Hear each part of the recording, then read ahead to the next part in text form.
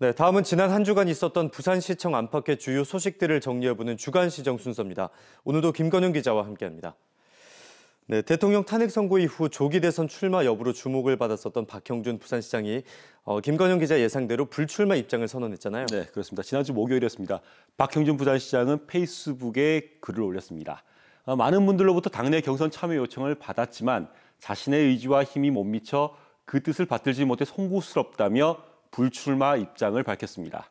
그러면서 이 광범위한 중도 보수 세력의 합작에 의해 권력이 창출되고 운영되길 기대한다며 자신도 힘을 보태겠다고 덧붙였습니다. 이 애시당초 박 시장은 이번 대선 출마엔 강한 의지가 없었던 것으로 보입니다.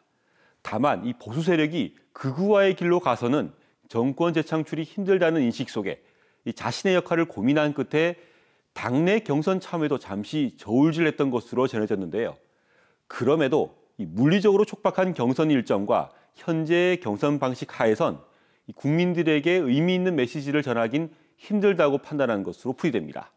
더군다나 이 이름만 올리는 데 그칠 뿐인 경선 참여를 위해 또 잠시나마 시정을 비우는 데 대한 부담도 컸을 테고요. 박 시장은 원래 목표대로 내년 지방선거에 포커스를 계속 맞춥니다. 삼선 고지에 올라 자신이 그리고 있는 부산의 미래를 앞당기는 데 집중할 것으로 전망됩니다.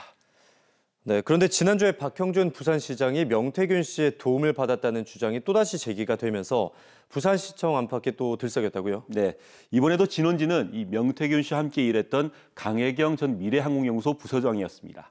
이 강 씨는 한 라디오 시사 프로그램과의 인터뷰에서 박 시장이 명태균 씨를 만나 비공표 여론조사를 의뢰했다고 주장했는데요. 시점은 지난 2020년 연말쯤으로 박 시장이 예비 후보로 부산시장 보궐선거를 준비할 때라고 추정했습니다. 이미 강 씨는 지난 1월에도 박 시장과 명태균 씨의 연관성을 주장한 바 있는데 이번엔 보다 구체적인 시점과 정황까지 제시하며 의혹을 제기한 겁니다. 박 시장은 격하게 반발했습니다. 이 강 씨의 주장은 100% 날조된 거짓말이라며 박 시장을 흠집내기 위한 정치적인 음모라고 의심했습니다. 명태균 씨와는 일면식도 없고 전화 통화 한 번 한 적도 없다고 강조했습니다. 박 시장은 지난 1월 강 씨의 첫 언론 인터뷰 이후 명예훼손 혐의로 강 씨를 이미 고소한 바 있는데요. 이번엔 민사 책임까지 묻겠다며 강경한 조치를 예고했습니다. 네, 강전 소장의 주장을 반박하는 사람은 박형준 부산시장만은 아닌데 여기에 또 다른 당사자인 명태균 씨도 가세를 하면서 진실 공방이 격화되고 있는 모양새죠. 그렇습니다. 5달간 구속됐다 얼마 전에 법원의 보석 허가로 석방된 명태균 씨도 강 씨 주장을 전면 부인했습니다. 박 시장을 만난 적도 본 적도 없고 연락처조차 모른다고 밝혔습니다.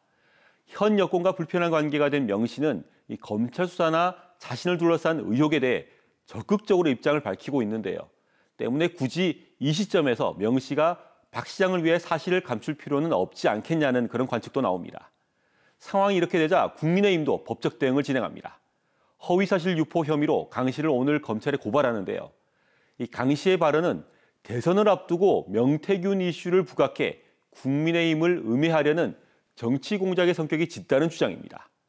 이 문제 역시 사법기관의 수사로 진실이 규명될 처지가 됐는데 대선 국면에서 이른바 이 명태균 게이트가 어떤 변수로 작용하느냐에 따라 상당히 장기화될 가능성도 있습니다.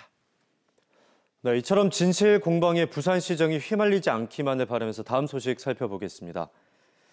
부산시가 자갈치 아지매들 문제로 곤혹스러운 입장에 놓였다던데 어떤 얘기입니까? 그렇습니다. 이 자갈치 아지매로 대표되는 이 자갈치 시장 일대 노점거리는 피난 수도 부산의 애환을 담고 있는 데다 지역 관광 명소이기도 하죠.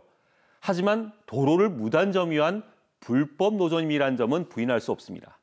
이 부산시와 중구청은 이 일대 도로 기능 회복을 위해 10여 년 전부터 이 노점산 정비 작업에 착수했습니다. 새로 건물을 지어서 이 노점 상인들을 입점시키자는 계획이었는데 여러 가지 이유로 진퇴양난입니다.